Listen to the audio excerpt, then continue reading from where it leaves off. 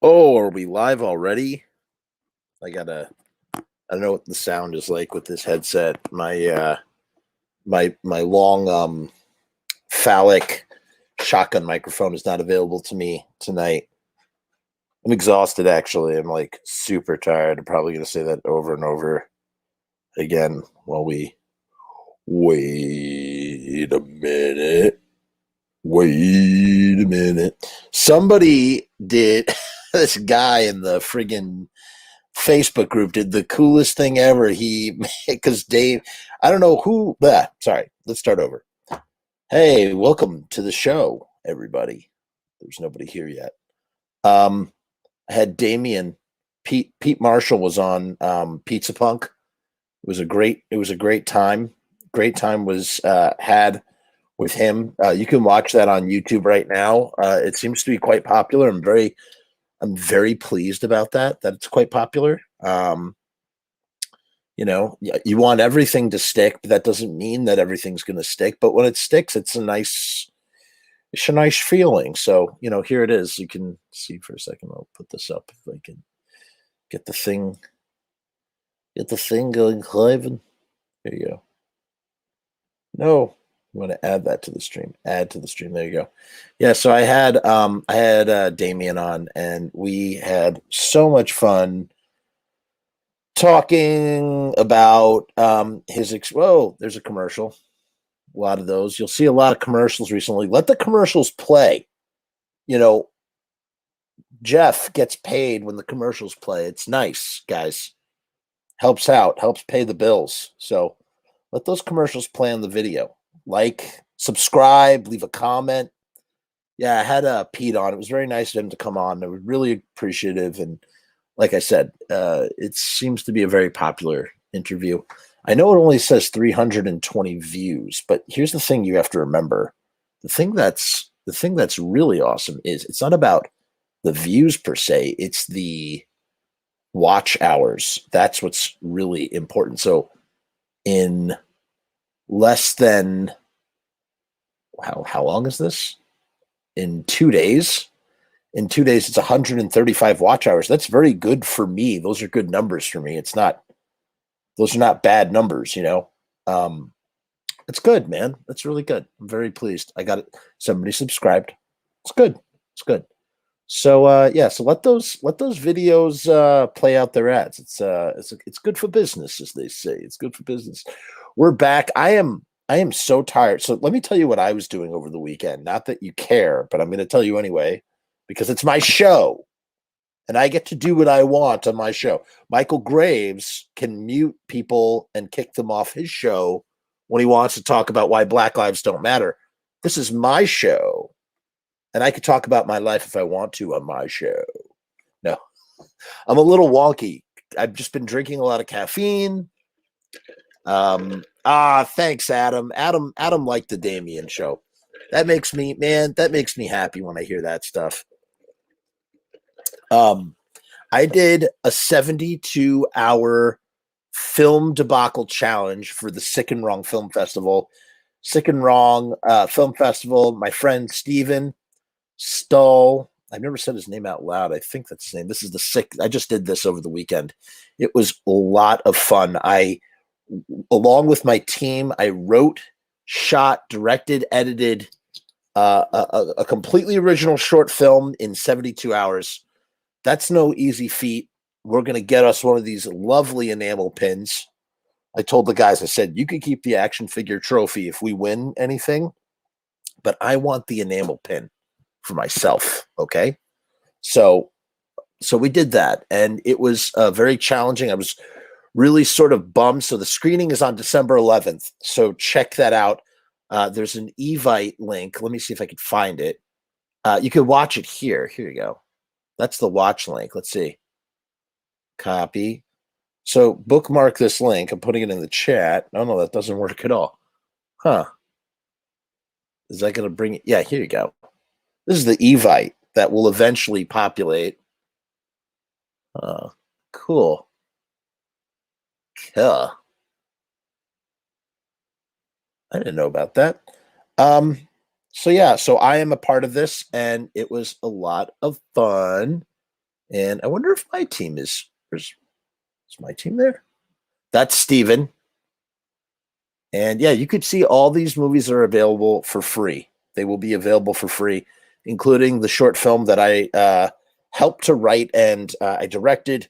It doesn't look very good. We didn't shoot with lights. We didn't have time to light the set. Usually you always want to light a set when you're shooting a film. We couldn't do much lighting.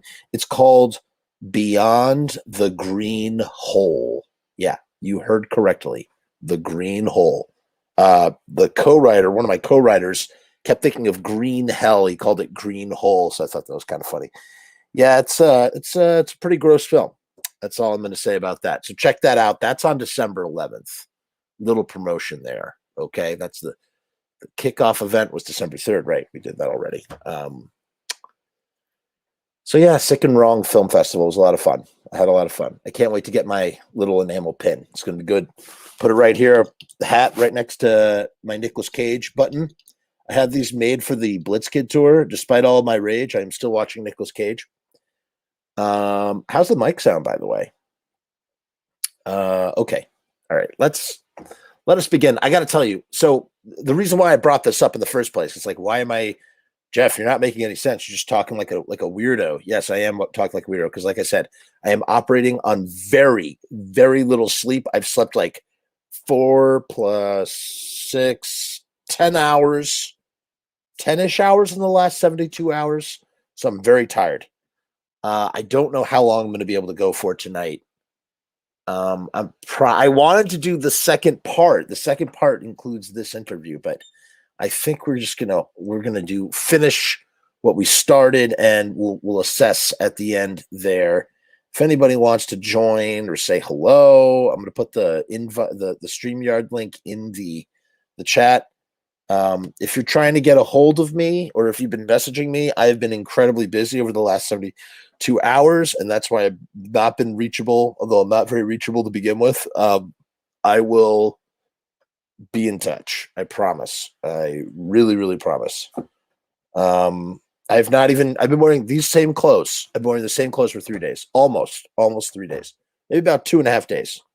Grimy, I know, but listen, when you're making art, when you're making movies, there's no time to shower.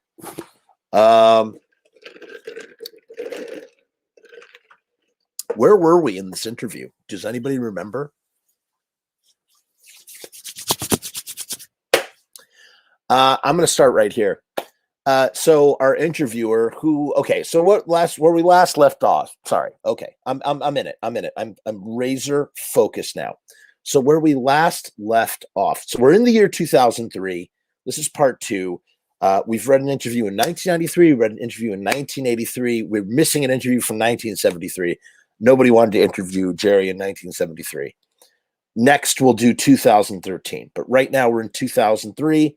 It's a very amusing, interesting time for Jerry and his friends, Jerry and his kids. Jerry's constantly talking about the kids, and Doyle's out of the band, and Dez and Marky Ramone are in the band, and it's like a weird situation, man. They're covering 50 songs. They're playing snowboard festivals. Misfits Records has launched. What else? It's nutty. It's a nutty time for them. Jerry, because out of necessity, has become the lead singer of the band, the front man and lead singer. But as we discussed last week, and I want to stress this again, I really want to give Jerry credit here. I think if Jerry had his druthers, he would not be the front man. I don't think Jerry really wants to be the front, or I don't think Jerry really wanted very much to be the front man, or at least he was happy to not be the front man. He was cool. So it seemed, from a public perspective, from an archival perspective, from a historic perspective, poring over all this nerdy stuff that we pour over, it would seem that Jerry was very content being in the peripheral to letting Michael Graves be the main centerpiece front man, and that he, even if he was calling the shots, was doing so from the shadows, from the wings. That's cool. I think that's really cool.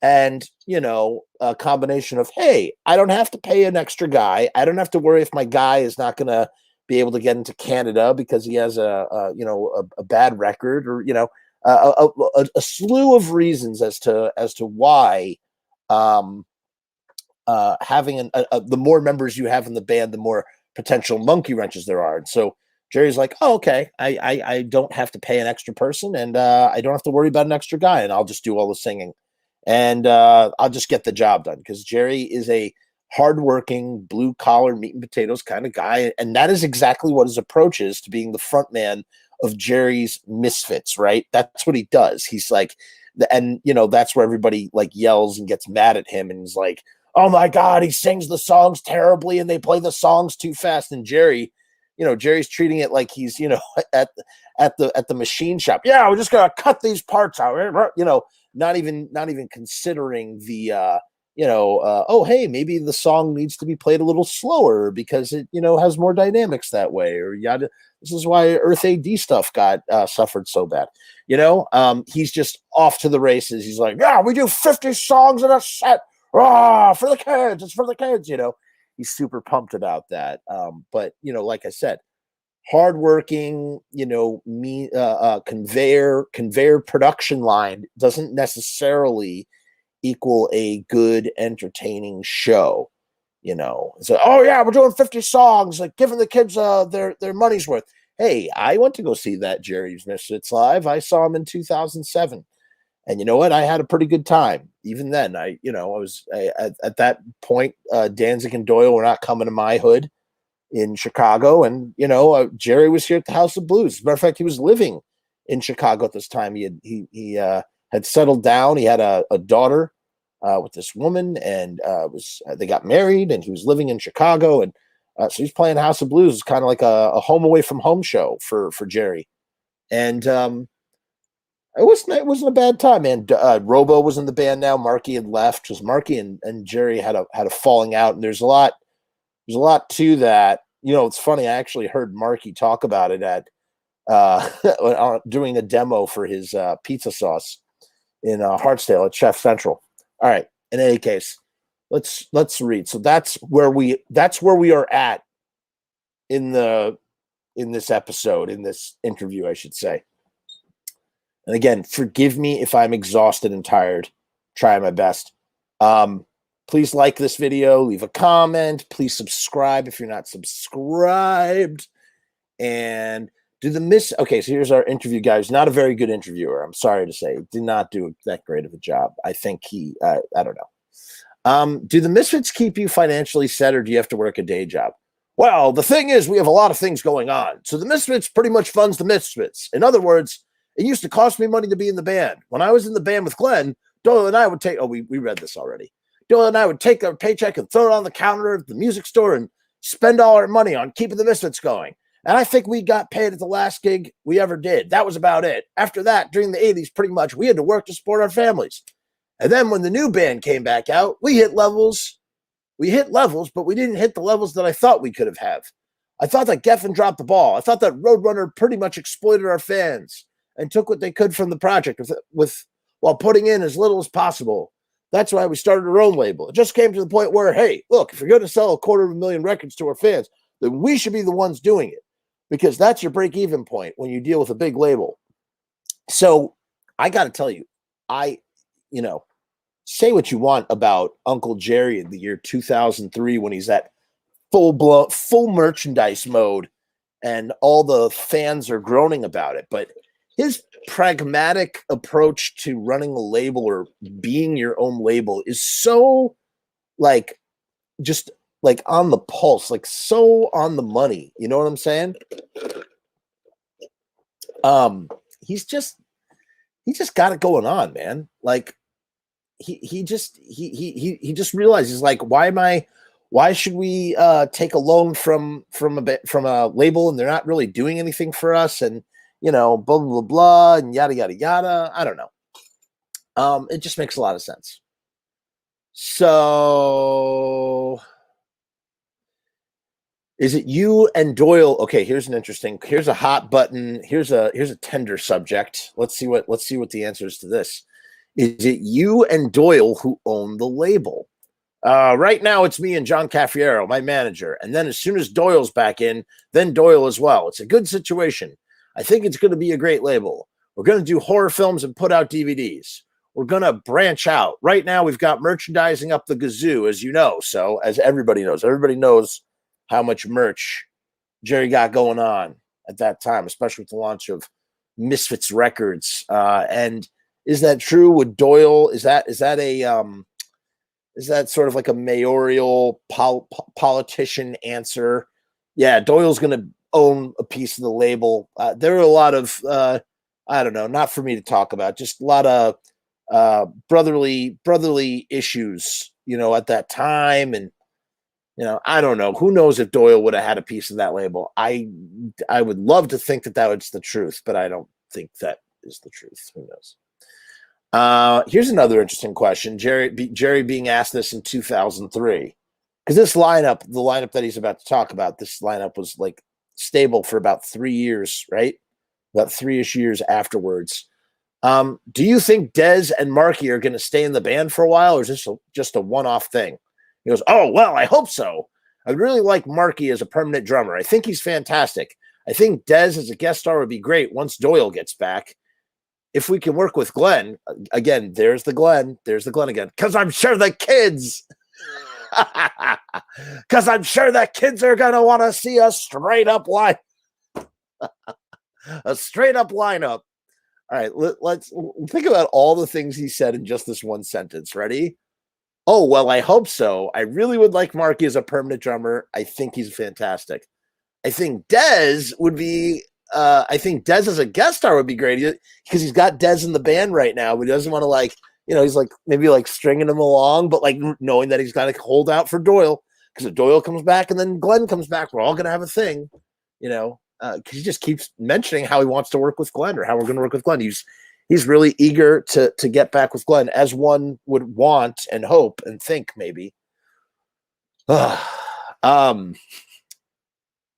And Marky by far. So could you imagine with Marky in the band with Glenn and Doyle? Because I think that's what Jerry's thinking in his head. He's thinking, yeah, Dez will be Dez will be around. But then when Glenn comes back, it'll be me, Doyle, Glenn, and Marky Ramone. The ultimate lineup. It would be very interesting. I guess he did. Did Marky play Earth AD material? I mean, he must have, right? If he was in the band and they were doing songs, I would imagine. And Marky, by far, in my opinion, is the best drummer on the planet. I mean, I hate to blow his horn, but you're gonna, Jerry. I mean, I hate to blow his horn, because everybody does, but he's really solid. He cut our whole 80s album in 8 hours, and that includes bringing the drums upstairs. He's an amazing drummer. I've never seen anything really like him. He's really good. And Dez is fantastic as well, and we work well together.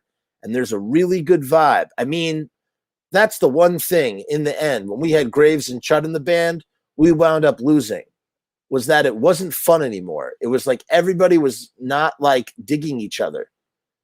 It wound up getting really terrible. The thing is that I would walk out of work and dread going on tour. I said, well, this is wrong.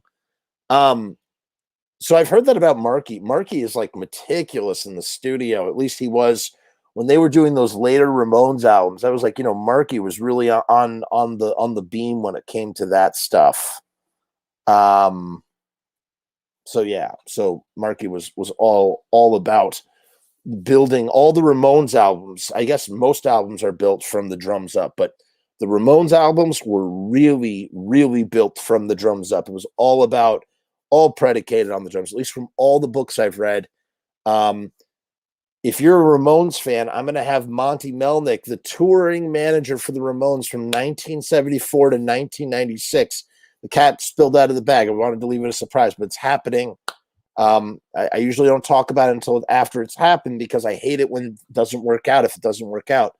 But as of right now, it's working out. So we're going to be pouring. I have so many questions for Monty about the Ramones. It's going to be very interesting.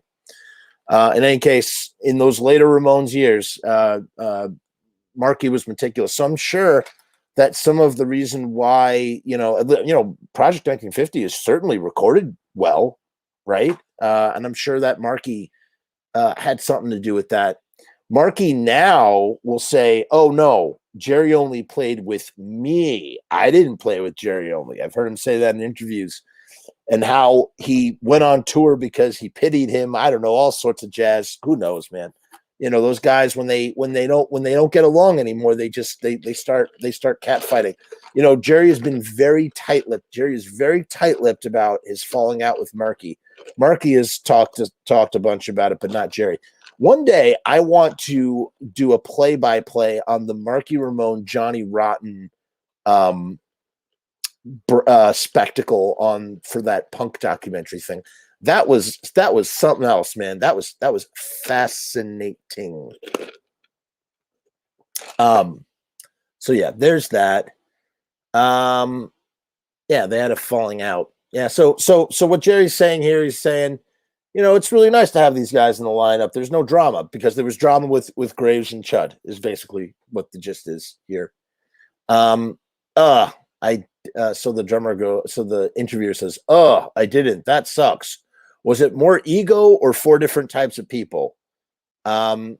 Jerry says, "No, it was just kind of a rebellious attitude. I was trying to point these guys in the right direction, do vocal lessons, lift your weights, step into shoes, become the image." And that is just classic grade A 2003 Jerry, man. Just like, we're going to lift weights. We got to go in the right direction, and that's the narrative. That's the narrative. I was trying to point these guys in the right direction. Come on, we got to do vocal lessons. And people sometimes, but I'm sure he's speaking coded, veiled here. He's not just, he's not spilling the beans for this interviewer. He's not very good at interviewing Jerry. But I mean, Jerry could literally interview himself. And I don't say that as like a negative. I say that as like, Jerry, just like, man, you say one thing and the dude's just off like a rocket. It's wonderful. Sometimes I've had this when I interview some people and they just like suck. They suck to be interviewed. Like they just are, they're a limp noodle. And I find myself having to do extra talking to keep the momentum going, or to do, so that's not fun. That's not fun when it's like that. You don't have that problem with a guy like Jerry, ever. But this interviewer is like that. He's like a wet noodle. So this is about, so he's saying, and people sometimes don't like to be told they got to get out of bed, but my job is not really to be babysitting people. My job is really to be focusing on making the best band I possibly can. And in a lot of instances, there were a lot of times I felt we had the best band in the world. We would walk out on that stage and I felt there was nobody who could touch us. And that's really what it's about. And losing Michael and Glenn and being in a position where I had to go out and do the leads, it really helped my game. I may never be the greatest singer on the planet, but I'm definitely the best singing bass player on the planet. I'm sure Paul McCartney would have something to say about that. So I'm going to be the best number 2 guy in the business. So it doesn't really matter. I may not be Shaq, but I could be Kobe, again, I gotta say, again, people are like, oh, why is Jerry singing? It's like, he's doing this because he has to. He's doing this because he has to. And he's self-aware. He's self-aware. He knows he's not the best singer in the world. He's not trying to go out and sell you that he's the best singer. He does it because he's got to do it. Because he's looking at the pattern. He's going, and in his mind, he probably includes Mike Hideous in this pattern, even though I wouldn't count Mike Hideous because Mike Hideous was used by Jerry. But he's looking and goes, I can't hold on to a lead singer. First Glenn, then Michael, Mike Hideous, then Michael Graves again, then Zoli, But again, just to clarify, it was Mike Hideous who was used by Jerry, but I'm just thinking maybe this is what Jerry's thinking in his head of like this pattern that I'm gonna put an end to it just by simply being the singer myself. And then I don't have to deal with this nonsense anymore. I can tell you as trying to make movies and, getting into, like trying to hire people or trying to, money comes up or, trying to work and find the right chemistry to work with someone and being like, you know what? damn, I'm going to teach myself how to shoot video. I'm going to teach myself how to run sound. I'm going to teach myself how to do all these things so I don't have to rely on anybody not showing up. And that's what I see in Jerry right now. That's what I see. I can't blame him for that. Even if, the big problem is brand recognition, brand confusion. You're doing this under the name of the Misfits. You can't do that, Jerry. You can't. That's the only problem here. The interviewer says, the wet noodle interviewer says, did you get a lot of, I remember back when there was a whole lawsuit getting the name back and everything. And Jerry just says, yeah, that was disgusting. Then the wet noodle interviewer says, when you first started playing out again, did you have problems at the Dead Kennedys without Jello or having now with people boycotting and saying you're not the Misfits? What does Jerry Only say about that in the year 2003? Let's see what he says. He goes, well, and I'm sure that, again, Jerry's not a dumb guy. Jerry is self-aware. He knows what's up. He knows he's not, he probably understands that connotation and simply goes, I don't care. It's my band. I was there from the beginning. I put all this money into it. I want to keep doing it. I don't care what people think. That's what I would imagine. He goes, well, I get that from time to time. The thing was, there was the actual image itself, the look of the band, the haircut, the makeup, the spikes. I made the spikes work. Pretty much, I fabricated the individuality of the band. So he's taking credit for fabricating the individuality of the band. So when people look at me, I kind of personify what they envision the band to be. And that's why I'm able to hold it even now without the presence of Doyle. I mean, if Doyle needs some time, I got his back. And it was nice because it also gave me the opportunity to do this solo project and really tie in the band. Oh my God, this is crazy. So, I mean, he's kind of actually proving everything I just said about like not having that ego in that sense. Now he does have that ego, and how he is using it to justify how he can continue the band even without the presence of Doyle. And he acknowledges that Project 1950 is essentially a Jerry Only side project, solo project that he's using with the Misfits name by saying, and really tie in the band, but not totally lock the band down to it, where people would say, well, we don't know if this is it or whatever. But it came to a point where I was able to take number one songs and go out and showcase my vocals that I've been working on and really not be harshly judged for doing it. And really, that's what I wanted to do. We know, obviously, that is what you wanted to do, because let me tell you, if you didn't want to do it, you would not be doing it. And nobody would be upset if you were not doing it. But, again, this is like, it's the Jerry Only show, I guess, So that's kind of interesting. Okay, so maybe my whole theory is wrong.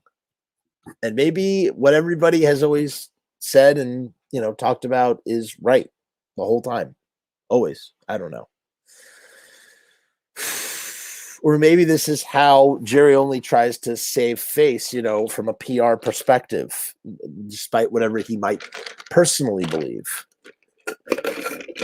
He goes, in the event that I do have to sing in this band, then I would like to get Dez on one side of me and Doyle on the other side and double up on the guitars.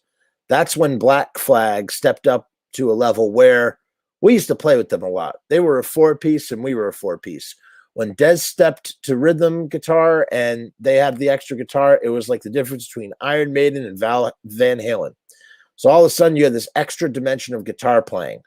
Not that Eddie can't do it alone, because those guys love Van Halen. But yeah, and we've already seen that lineup. And maybe that's how Jerry's going, oh, okay, Michael and Chud are gone, so let's bring Dez in, and we're going to do the Black Flag thing that they did. Maybe that's where that place came from. Maybe it wasn't about threatening Doyle or being like, Doyle, you're replaceable, but Doyle wasn't having it, The interviewer says, but I know what you mean, though. He goes, you know what I'm saying? Jerry says, you know what I'm saying? I got two different feels. It's fatter and it's thicker. What? Jerry, I thought this was about the kids. Come on, man. It's fatter and thicker. so that it would be an evolution in the music scheme that I would consider. But what is he talking about? But the main thing is that we keep the continuity of the band and write great albums. Literally the same. He says that every interview for the next like 6 years, 7 years, 8 years. I mean, the Ramones went through a couple different lineup changes, and Johnny and Joey held through the whole thing.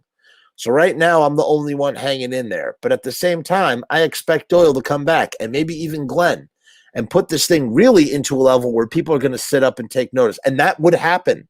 That happened, dude. It took 13 years, but it happened. That is exactly what happened. Both those dudes came back, and people took notice. They're still taking notice. In the meantime, I like I say, I just keep sharpening my teeth. You sure do, Jerry. You sure do. The interviewer says, has there been a move? I know it's been a lot of years since you started, 25 years. Are the Misfits shows the same as they used to be in terms of, it seems like there used to be a lot of anger and violence in the shows. So again, here's where like the history starts to change up a bit, right? Now Jerry's saying, we've been around for 25 years. Not really. You've been around for 5 years. 5 years? No, 8 years. You've been back for 8 years. You've only been around for 13 years. I mean, it's not really, there was a huge gap. Over one third of that time. No, not 1/3. Do the math. About half that time, you weren't even a band. I don't know. I think that this is when the anniversary thing starts to become a little, he goes, well, I tell you what, I've been getting a little pissed off lately, but that's my personal gripe with, I don't know, just the kids that are being jerks, The kids, they're being jerks. Jerry's kids. We're faster than we've ever been. We're faster now than we've ever been. That might be an issue when we get Glenn back. How many times has he brought up Glenn? Seriously. This kid has never once asked about Glenn. He asked about it one time. Jerry has said Glenn's name like 5 or 6 times. What's up, Rue Morg? What's going on, buddy? 5 or 6 times he said Jerry's name. He said Glenn's name. So he's saying we're faster now than we've ever been. We know that. We know. And that might be an issue once we get Glenn back, because I'll tell you what, you're going to be really on it to keep up. And the other thing is, I think we're very well-rounded by having Marky and Dez in the lineup. It enables me to do a couple Ramones songs that are hits. You know what I mean? And also we get to do a couple of Black Flag things, which the kids appreciate. We do Rise Above, and we do Six Pack. We do a couple songs like that. So it's a little more diversified.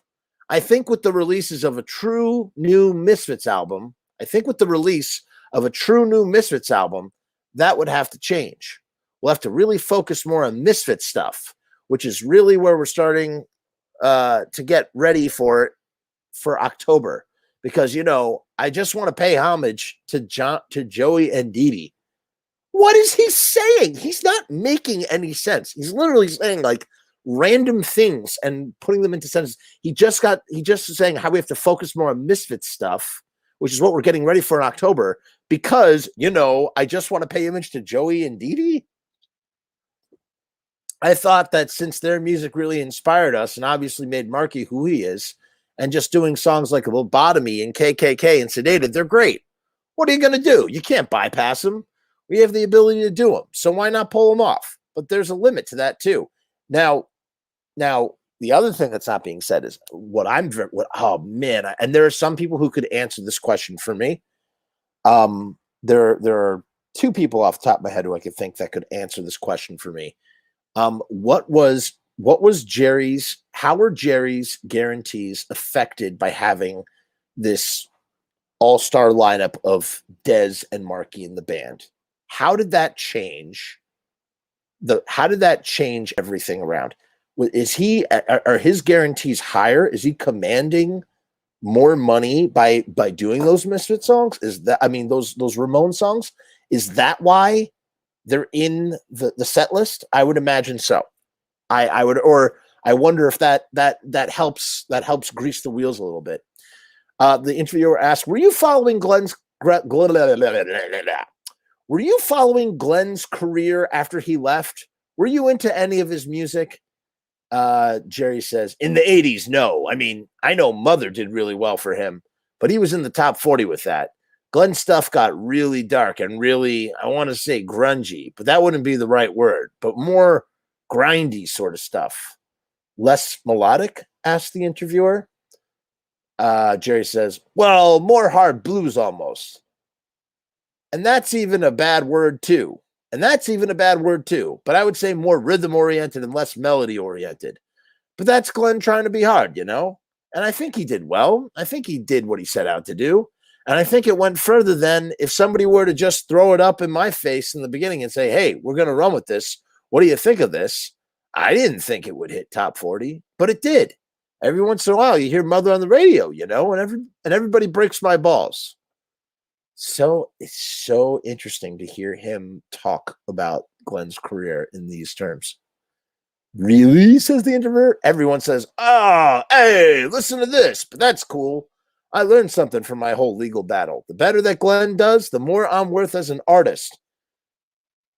Ha! It's a sad reality, but it's true. It is true, man. And it goes back to what Guarcinio, I did an interview with Guarcinio Hall from 2 Minutes to Late Night. And I asked him the question, so why did the Misfits get a metal pass? Is it because of Metallica? But he gave me an answer that I was not expecting. He threw me a curveball and he said, because of Danzig. And I'm going, Danzig, but Danzig's in the Misfits. He's like, no, he's like Danzig the band. I'm like, oh, right. Yes, of course. Danzig the band. Of course, Danzig the band is going to heighten the Misfits brand. I mean, that's just so like 2 + 2 = 4. But in the same way, I mean, it's true. The better he does, the better that that Jerry does as an artist. But isn't that like also sad that that's how Jerry thinks about it? The better that Glenn does, he says it's a sad reality, but it's true. He goes, the better that Glenn does, the more that I'm worth as an artist. That Jerry is only worth something as an artist by what Glenn does, meaning that Glenn does everything that these guys have. It all comes from Glenn, and that, you know, what does that say about them? But I would say that's like, it's not true. It's really not true, actually, because I think about musical output that's has nothing to do with Glenn, and it's pretty great. And I'm not even talking about Jerry. Okay, here we go. Here's an interesting question. God, this was a long interview. I was going to try and read this all last time. We did 2 hours last time. That's crazy. The interviewer asked, did you co-write a lot of the early songs that ended up, and he gets cut off right there. He goes, musically, I arranged a lot of it and wrote all of the intro riffs and stuff like that. On a musical level, we probably wrote 25% or maybe 30% of the music between me and Doyle. But Glenn was really psyched on having everything in his name and all that kind of stuff. That was one of our settlement things, but that's okay. He did write all the lyrics. I wrote a line here, a line there, just because I thought he had something. When I ran it past him, he liked it. So that was me just stumbling there. He was doing that. The way things used to work was, the way our business ran was, he would book the shows and basically put together the songs, and me and Doyle would go to the shop and build the equipment and pay the money to get the band where it needed to go. So it was a good relationship. And I thought that it ended up working well because he's an excellent songwriter. And based on that, it was really good to see that when we put American Psycho and Famous Monsters together, that our stuff sounded more like us than something he did after. If you listen to the last 2 Misfits albums, you would say, well, that sounds more like the Misfits than Danzig's albums. You know, that is actually true. So he still stands by what he says, that he wrote 25 or 30% of the music between him and Doyle, but that Glenn wrote all the lyrics and he would write a line here or there. You know what? I think that's pretty. I don't know if it's 25 or 30%. I think a small percentage of the music could be attributed to Jerry and Doyle. I do. I think on some of that stuff, maybe. Yeah, I don't think it was solely Glenn. Because again, why wouldn't Glenn be playing guitar? Why didn't Glenn play guitar? You just wanted to be a front man? Yeah. I think Jerry is still pretty. I don't think this is. I don't think this is, and I don't think this is Jerry trying to even bolster ego. I think he's really sort of like reflecting on the past and sort of just like accepting everything as it is. It's not. There's no bitterness. That's the difference between Jerry in 2003 and Jerry in 1993. Jerry in 1993 has a chip on his shoulder. Jerry in 2003 is not a bitter guy. He's really not. He's got his own thing going, and he's a lot more secure about this stuff. He's still not going to say that Glenn wrote all the music, but he is going to, not claim that he wrote lyrics the way that he's claimed in the past. So I don't know. The interviewer says, yeah, well, when American Psycho came out, I didn't like it as much, but it seemed like, I was excited, like, oh, let's see what these guys can do without Glenn Danzig. And it sounded to me, I'm just one guy. It sounded like you were trying to do the same kind of thing. Whereas, and Jerry says, well, we were trying to write really fast, aggressive 3-chord songs. But when we got in the studio, Mike was a little gun shy, to make a long story short. Ooh, he didn't sing with any kind of aggression. He was like being a little prissy about it. We were like, no, man, dig in. But it was a learning experience. I think American Psycho was a great song. Dig Up Her Bones is a great song. From Hell They Came was a great song. Then the interviewer says, but Famous Monsters came out, and I was like, well, they don't need Glenn Danzig. These are great songs. Jerry says, well, yeah, that's true. That diversity end of it showed up more in Famous Monsters. It was just something like that. I was basically judged by what the fans would think. If I was a Misfits fan, what the hell would I want the first album to be? And then after that, I didn't care. Hey, I did what you want. Now I'm going to do what we do. I like it a lot. I liked it a lot. I thought that was the whole thing. But you got to realize, if you look at all the original Misfits albums, Static Age is very New York and dark sounding. Walk Among Us is just very, I want to say not pop, but really fast and catchy. It is pop. Walk Among Us is totally a pop album. It is, man. It is. I'm sorry to say it. It is, dude. Those songs are pop, man. Pure and simple. It's wonderful, wonderful, wonderful music. And Earth AD is a turning point in rock and roll history, because all of a sudden, after Earth AD, all the speed metal bands and all the death metal bands came rolling down the pike. Yeah. Wow, I think he's so right there. He's right. Static Age is very New York and dark sounding. Walk Among Us is pop, and Earth AD, he says, Earth AD begat speed metal, but it's hardcore thrash, right? The interviewer says, I've heard Earth AD. I don't know how you feel about it at this point. Jerry's response to that is, we recorded it in 6 hours. Then the interviewer responds, I think it's incredible. I think it's an amazing record. Jerry says, we did it from midnight to 6 a.m. after we played a show with Black Flag at the Santa Monica Civic, I think. That was after a gig. We recorded me, Doyle, and ROBO all at once, and Glenn slept. He was tired and he didn't have to sing till the music was done. So I said, we know the stuff. Go to bed. The interviewer, the wet noodle interviewer, says, one of those books, I don't know if it was American Hardcore, This Band Could Be Your Life or something. One of those books was talking about how somebody, when they mixed it, they had all the reverb noises too, or feedback noises too loud. So you couldn't hear the guitars or something.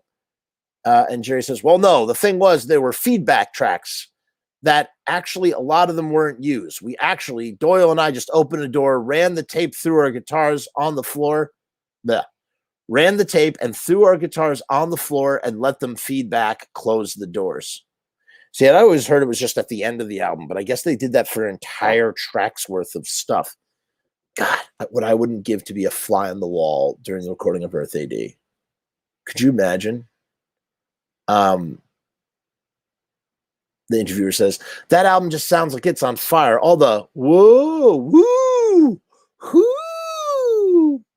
And Jerry goes, it is on fire. It's a great album. I think it was, the thing was, it was supposed to be Motorhead meets the Misfits. Death Comes Ripping is a key example of that, because it's almost the ace of spades. that album really changed a lot of the way people viewed music. And the sad thing was the band fell apart after that, because I think we could have taken it to another step if we had just pulled it together and said, hey, look, we had an argument. Who gives a ish? Hey, I'm wrong or I'm right. It doesn't really matter. The main thing is that this band keeps going. But I think Glenn was up for a change too. And I think he was looking to be the boss. And we were in a boss kind of an outfit. But the shows over the years, every time he puts out a Danzig record, he's pretty much got a new lineup, you know? But that's okay. That's fine. Hopefully everything will pass and we can get on to doing great stuff again. Yeah, man, I do agree. I think that if they could have kept it together, if they had pulled it together, they could have taken it to another step. And I talked about this when I spoke with Damien, Pete Marshall from Sam Hain. I made the notion that, you know, Steve Zing and Eerie Von both have their own bands. It's funny. They're both in hardcore bands, and they're both the drummers, and they're also, I don't know if you would call them not frontmen, but they're like the driving force in each one of those bands, right? And both at separate times, I think, are approached by Glenn, hey, you want to drum for the Misfits? And both turn it down because they're so involved with their bands. And had they agreed, or maybe even worked out an arrangement, this is in my own fantasy head, like there's no basis of reality, but had they worked out a thing, maybe, you know, Steve would do a tour here and Eerie would do a tour there, who knows? Because Doyle went to school with both Steve and Eerie. Those guys both looked up to Jerry and Glenn. I mean, the dynamic would have worked. They would have all gotten along. I think it would have been a very stable situation had they figured out how to make it work together, and couldn't do it. I mean, well, it imploded on its own. But I think it would have. I think they would have stayed the course. Maybe they would have played up through the 80s, man. And then maybe Danzig would have gone off on his own. Who knows? I don't know, man. It's an interesting thing to future trip on, or past future trip on, or just think about in that kind of way. You know, I got to tell you, I was expecting like a lot more like ridiculousness from reading this interview with Jerry. And I really think Jerry, I mean, for the most part, like there's a lot of stuff in here where Jerry is like not so off kilter about what he's saying. Like, or he says things in kind of like a roundabout way. He's got so much stuff coming out of his head all at once that like he can't even talk, like in the sense of like he goes from this tangent to this tangent to this tangent to this tangent, kind of like myself, actually. Yeah, I don't know. It's just interesting. I just wasn't expecting this from reading this interview. I really think he's on the ball too about like what each one of those albums represented: Static Age, Walk Among Us, and Earth AD. The interviewer says, even if not, I'm really looking forward to hearing, well, first of all, the new album I gotta get, and then what you guys come up with next. I was impressed with Famous Monsters, and I think I'll be impressed by the next thing you do. Cuts from the Crypt. Contractual obligation to Roadrunner Records. Jerry goes, well, hey, thanks. Okay, anything else? Because I got another one. I think I'm a little behind on. For the kids. He goes, oh, no, I'm sorry. And he goes, no, that's fine. Thank you very much. I'm glad you're interested. That's cool. Thank you so much for your time. Okay, great. Bye. And then we have some readers' comments. Should we read through the readers' comments? Let's do that real quick. Penguiner at hotmail.com says, well, Only sure is a talker. Good you asked him about Earth AD because it's such a great album. And I can't believe that it was recorded in only 6 hours. Only is a great guy. He always brings the Misfits to South America, and he's really nice on stage with the fans. Sadly, when they came in 2000, some kids started spitting at them, having Graves busting the mic into someone's head, and Doyle punching a guy in the face and stepped on the stage for the third time. Kids can be real jerks. He's right. No wonder he's losing patience. Mail at rockandbones.net, a.k.a. Robert, says, I really enjoyed the interview. You just asked the right questions for him to open up. It's cool to get him to open up. You know, hand Jerry an envelope and he'll open it up, you know. That's not hard. Come on, that's the best part about Jerry. He's such a people person. He's so gregarious and friendly. Do you know I've only met him one time? I met him one time backstage at Riot Fest. I saw him at a Flag TSOL show, all dressed to the nines. And can you believe that I didn't even talk to him? I just was like, God, I was like, oh, there's Jerry only. Didn't say a word. Didn't go up to him. Didn't ask to take a picture or anything. Just was like, wow, there he is. There's Jerry in the flesh. I did get to have a conversation with him backstage, though, at Riot Fest. And you know what blew me away more than anything else about Jerry? Here he's just put on one of the most important shows of his life. He's just played, this 90-minute set for the first time with this band since 1983. He's friggin' tired and stuff. And, like, here he is, like, just talking to this this peon who's just, like, on the side of the stage. He just sat and just chatted with me, just like totally like just, off the cuff. I found that I was blown away by that. Wait a minute. Rockin' Bones. Oh, it's a video zine out of Texas. JD at jeffdove.net. All right. Do we got to find out what is jeffdove.net? What do you guys think it is? Let's go find out. Let's see if it pops anything up. Jeffdove.net. Not secured. Oh, it could not be found. Well, we're only 17 years late. Let's try rockinbones.net. The video fanzine. Does it still exist? Come on, Rockin' Bones. What?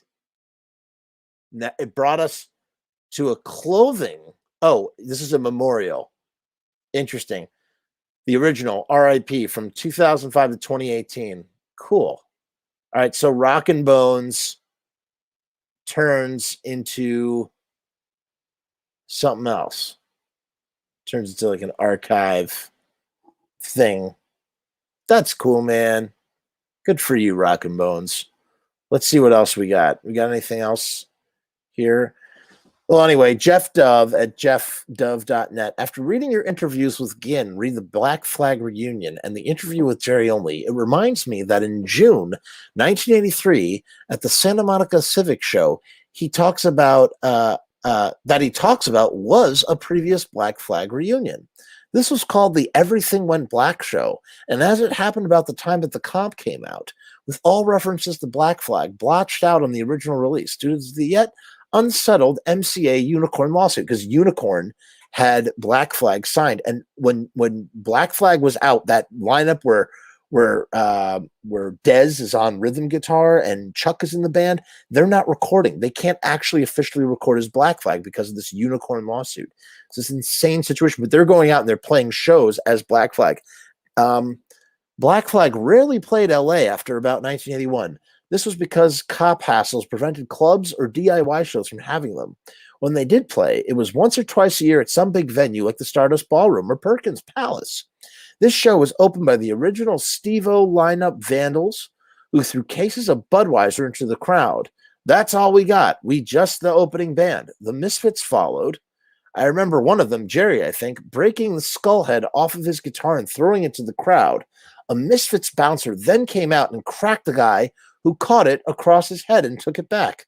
The Flag show opened with Chavo singing with Greg, Chuck, and Billy Stevenson, mostly doing the Jealous Again EP. Dez then came out and did some of his favorites, including Police Story and Louie Louie. This was in the period when Flag had been touring heavily outside of LA, but hadn't put out a record for 2 years due to legal hassles. Their current thing was the songs which would come out on the My War and Slip It In, as on the 1982 demo recordings. But most of the locals hadn't heard any of this. Rollins sang a long set with songs like Black Coffee and Can't Decide. The relatively sluggish beat of these new songs drove the crowd into the first occurrence of the circular slam pit, which soon became a thing. So this guy is citing this show as the birth of the circular slam pit. The finale had ROBO taking over on drums, and all three singers on stage doing a few songs, which included Nervous Breakdown. Keith Morris was invited but decided not to show up. Okay, so this is Jackie at Take the Pain Away at Hotmail. Hey there, just emailing to say I enjoyed this interview with Jerry. I met him a couple times. I know him through Angry Artie of Punk Legends 101, and he's an awesome person to talk to. It's a little hard to get a word in sometimes, but hey, it's better than I'm a star and too cool for you kind of attitude that a certain someone has given to me a few times. That certain someone being Michael Graves. Ouch! Boo! Keep up the great work, honey. All right, this guy wrote his comment in all caps locks. Should I read this in a voice that represents the all caps locks? I think I will. Scotty Jenkins at Charter 138 at charter.net.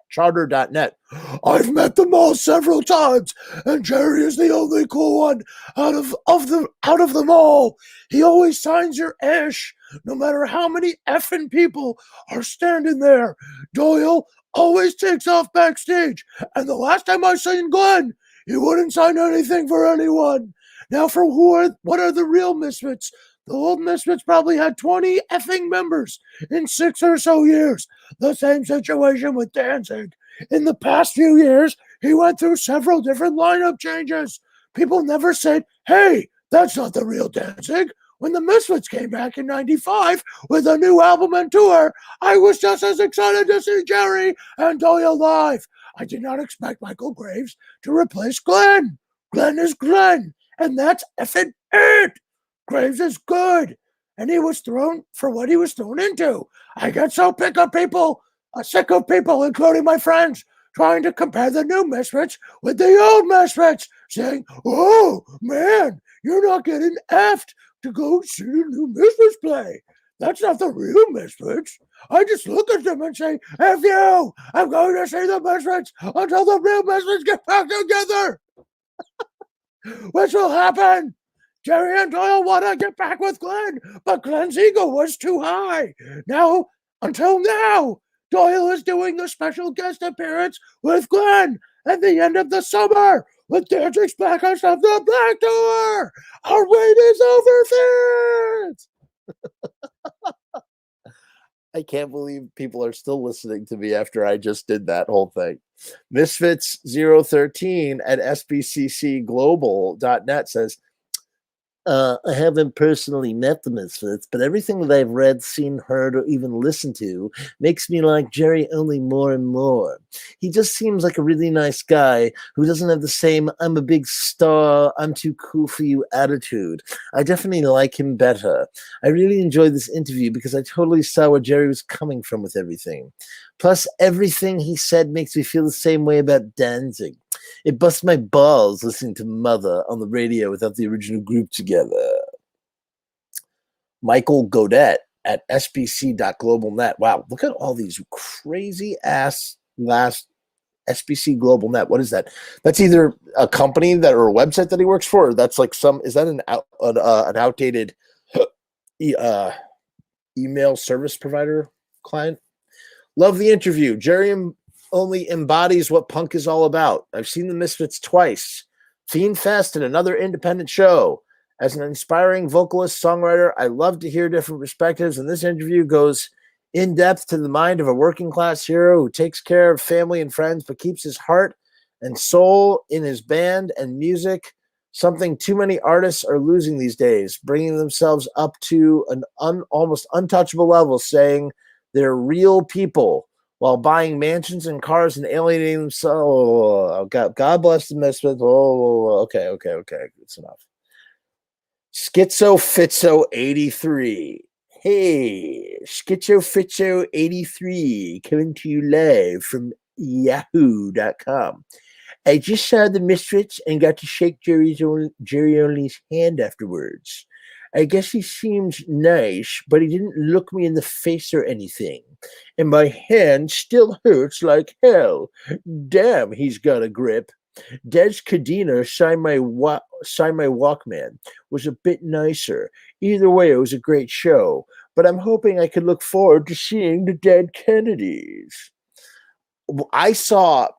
Listen, I love Dez. I think Dez is awesome, and I love his work in Black Flag. So what I say is not meant to insult Dez. However, I think that when Dez did this, he did this to appease the fan that asked him to sign it. Dez signed a horror business. And it just kind of blew me away because I'm thinking in my head, like, that record, you didn't play on that record. How can you sign the record that you didn't play on from the old band from 79? It like blew my mind. And you know what? At the end of the day, Dez is just fulfilling the request of a fan. I can't really, I guess I could kind of, you could put some of the blame on Dez by saying, Dez, you know better than to do something like that.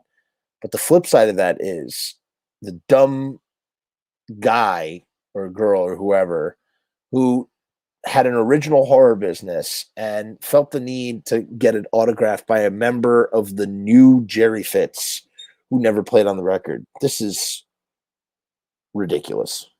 This is a crazy thing to do, in my opinion. I don't know. Add your thoughts. I wonder if I can. Is it going to let me? See what happens. Oh, it brings me to an email. An email that I have to. No, I don't want to do that. I'm not interested. So we have this other interview, and I am so spent that I'm gonna save it for next week or the week after that or something. So this is to be continued once again, you guys. But listen, it's been some time. The one other thing I want to share with you is I'm not going to post it here yet. I have a new T-shirt design. This was a request that I got several times over several different platforms, and to me, I thought in my head, well, there must be some sort of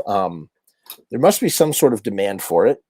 And I have not seen a shirt like this, and so I designed a new shirt. I think I've actually done very poorly with the T-shirt designs. Again, just something fun to do. I'm not saying that it's like the be all end all, although you are supposed to believe in your product. But I think this next shirt I think this new shirt is a real good shirt. I think it's something else. I think people are gonna like it a lot. I'm gonna like it a lot. So keep your eyes peeled for that. I think I'll drop it in a week, and it'll be available on the Teespring T-shirt side. Oh my goodness! One last thing, I totally forgot. Oh.